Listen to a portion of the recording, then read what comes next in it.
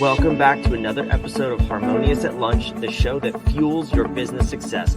I'm Brandon Gano, your host and guide through the world of harmonious business growth.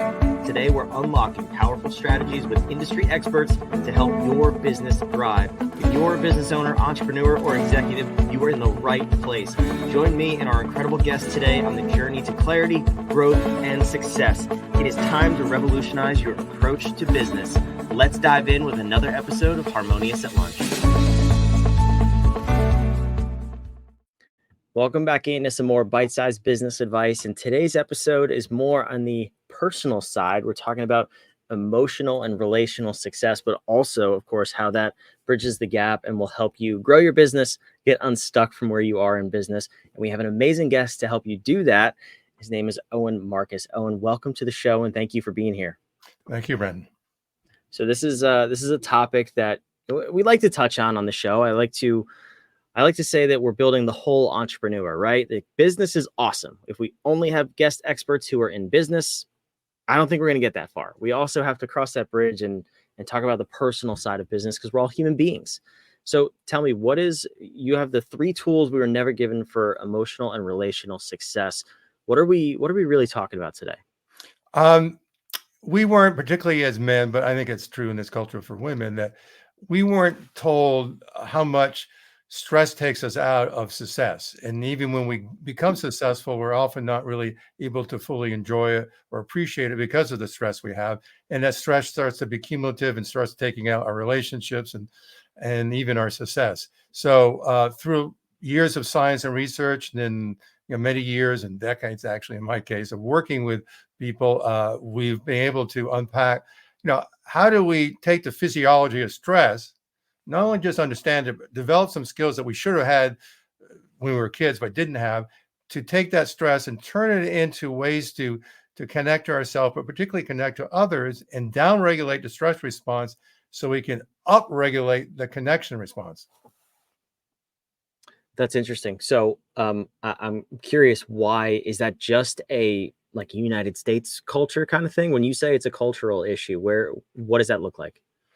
It's probably Western culture, and the more primitive cultures or cultures that are more communal, it's a lot less. But in this culture, over the years, for a lot of different reasons, we've put ourselves in these boxes that we don't realize because we've been in them for generations. But particularly, I work with a lot of men, and we don't realize how confined we are around, maybe we're starting to realize around our emotions, but our stress. And so as men, we are really oriented towards performance, which is fine, but the physiology of stress sets us up. When we're stressed out, we just don't perform that well. But we don't know how to, quote, relax, because everyone tells us to relax, but no one tells us how to do that. And so what I found is understanding a little of the model, which is very simple, and then developing some skills, which is skills to slow down your physiology. We start to relax. And as we start to relax, other people start to feel safer because they pick up our cues, nonverbal cues.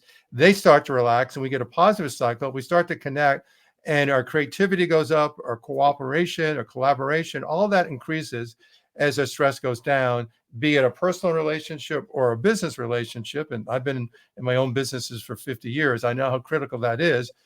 Not only does it get easier and more fun, but generally just more successful. So I'm excited to dive in here and unpack this because, this is an epidemic. I think we're all operating with some just consistent base level of stress that if we just knew how to manage it, and I don't even know if manage is the right word, so please jump in and correct me. But if we knew how to manage it better, that's a good point. Manage is not the right word, because that's part of the problem that we're given, is that we need to manage stress, and the implication is we need to control it. But that you might change the symptoms, but you're not dealing with the cause. Because here's the deal, and science has now proven this to be true, is that we have an experience, and we first experience it somatically through our body. Within a millisecond, we have an emotional experience, and then we have a cognitive experience. Now we think, and I use that word deliberately, that we think that that's the only experience, and that something else happens down here that we got to use our mind to control it. But the latest research shows that the nerves in our gut go 80% this way and 20% down. So really, it's our gut and our bodies that are telling our survival parts of our brain, which are the deeper, older parts, what's happening. So as long as we're under stress, we're in survival. And if we're in survival, our physiology is oriented towards that survival, towards threats. So even though we might not think it, we have oriented a lot of our resources to dealing with stress, which means we're not dealing with things like creativity, connection, rejuvenation, relaxation. And so over time, that just builds up. It builds up in terms of the accumulation of more stress, but it also builds up in terms of that becomes the default behavior. And we're doing it even when we don't need to do it. Interesting. Okay. So I'm gonna never say manage stress again. But we don't want to put band-aids on things. We want to find the root cause of whatever's going on. So where do we start with this? What are the three tools that we're talking about here?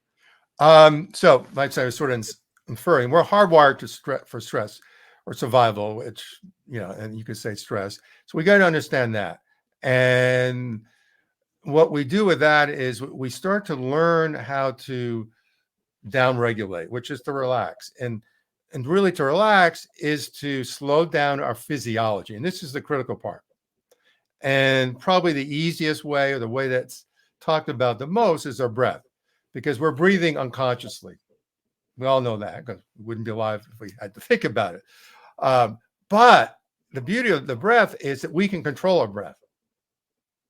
And there's a lot of different breathing techniques that sort of work with this. So simply, if you're finding that you're under stress, just breathe slower and have your exhale be longer than your inhale. So they talk about box breathing, like 4 seconds in, 4 seconds held, 4 seconds out, 4 seconds, holding the release. So I would just make your exhale longer, because the physiology of that is, if you're exhaling longer than you're inhaling, you're telling your nervous system that it to slow down, and it does. And then you're telling yourself you're safe. Because the other thing that happens is, if you're focused on your body, innately you're telling yourself you're safe, because the reciprocal of that is, when we're in a threat response, a stress response, we're oriented towards the outside. We're looking for threats. So if we can take some of that and orient towards our somatic experience, innately we're saying, oh, we must be safe. And then when we're safe, we have a lot more resources available. That's interesting. Yeah. I mean, I think a lot of people have trouble with that too, because it's something we don't focus on, right? It's natural. It's human nature to just breathe as is. And then when you get in that cycle of stress, it sounds like it's a self-fulfilling prophecy, right? It keeps building on itself. So what are some ways that you teach people to immediately interrupt when you do notice? How do you even notice that you're in a stress response? Because I see a lot of people who just go about their days, and I think I said this even before, we're all operating with some level of stress. So how do you even interrupt what you think is quote unquote normal? Well, that's a brilliant question. And that's like the question, because along with what I was saying, is we become less and less aware of our body. So we might be aware of it years later when, we have this problem or that problem, but we deal with it in the moment. So one of the most common things, we find our shoulders going up under stress. That's a common response. But anything that's getting tight is a sign that you're under stress, or that you're having all these random thoughts. We'll just assume that even when you're relaxed, you're probably under some stress, because we're so habituated to it in our culture. But when you're particularly under stress, it is harder to downregulate. So what I train people to do is catch it on the long tail, catch it when we're not in a critical situation. So you work with these skills when you can work with the skills. And that's the power of somatic meditation, yoga, and all these things have become popular. So you learn these skills when you're not under stress. And what happens is, when you're under stress, you go, oh, my shoulders are up. Oh, and I got a client that is very busy, owns a company, is all over the world dealing with this. And quickly he learned that as his shoulders get tight and he starts to sort of pseudo hyperventilate, he just practices the breathing I taught. And within a minute, he starts to relax. And now he's training the people that work for him to do it. So he produces these, huge shows. So like thousands of people at these shows. He's the guy in charge of this. So he's under a lot of stress, but he finds by using these simple techniques, he's performing better. Because he's performing better, the whole team performs better. That's interesting. Yeah, I always look at things that we talk about on this show, like how can you bring it to your teams too? Because it's one thing for the leader, the business owner, to be in peak state, if you want to call it that, but we're not. I don't think we make a practice of bringing that down to the people that work with us too, and actually are building our company. So I love that you brought that up. So that's tool one, right? Is breath work. Where do we go from there? What's the second tool? There's other tools we can use for what I call the somatic or body part. And then the next one is we're hardwired for connection too. So the therapists talk about it as attachment theory. It's no longer a theory, but we as mammals, and particularly as humans, we need connection. So when we don't have connection, it is a bit of a threat response. So it can produce a stress response in ourselves and another person. And science has shown that we are hardwired to need it, but we're also hardwired to show our experience. So if we're relating and you pick up from my face, my voice, my body language that I'm stressed, you're going to interpret it unconsciously as if I'm a threat. And then you're going to manifest those unconscious behaviors, and we get into this downward spiral. And so we go from, needing connection, even in a business situation, to disconnecting and sort of protecting ourselves, which doesn't foster connection. So understanding that we all as humans need that connection. And what happens is when we have that connection, we do what the scientists call co-regulate. Have you heard of that? No. Is that where you match somebody else's? Yeah, we unconsciously, exactly. We match that. So if you're a business leader and you go into the meeting jacked up in a stressful way, everyone in the meeting is going to pick it up. They're probably not going to tell you, but they might not even know. They're going to pick it up. But if you walk in, you might be, excited, but you're relaxed, you're open, you're connected to some way to your experience. You want to connect to them. Entirely different experience. And this is what we've been training people for decades, and amazing results and some just simple skills. So that's like the second one. And maybe both of these are really predicated on creating a safe space, an emotionally safe space. And now that's gotten real popular in business. As a Harvard professor named Edmond, she has a book out on psychological safety. It's now seen as something that we need at work, and we do. And we got DEI, and my whole thing about DEI and all these programs is they're great. The but is you might have a program, but if you're the boss and you're stressed, they're not going to feel safe. But if you're relaxed and you create a relaxed space for them, which means it's okay for them to have some kind of feelings, screw up. We know what safe means. Ultimately, your performance is going to be better, and it's going to be a lot more fun. Yeah, it makes complete sense. I'm also curious to go back a minute there. You said how you show up influences how other people show up. So what are some tools that people can take with them in going and meeting with their teams, with their employees, to make sure you're always showing up in the right way? Because I doubt any of us as leaders want to show up and put our people in a state of stress or make them feel like they're not safe. By nature, we don't want that, right? So what are some things we can do before that meeting? And then also, I guess the caveat to this question is also, we're in a virtual world. Is this happening on Zoom too? Or where do we go with this? It happens virtually either way. We've had some amazing programs virtually, which surprised me. And I think we've all been on enough Zooms meetings where, some guy or some woman showing up and she's stressed or he's stressed, and we pick it up. So it happens virtually too. So what I work with my leaders on is, as I was saying earlier, to learn these skills just in general, or just take 30 seconds before you go into a meeting and connect with yourself. Relax, take a few deep breaths, move, down regulate.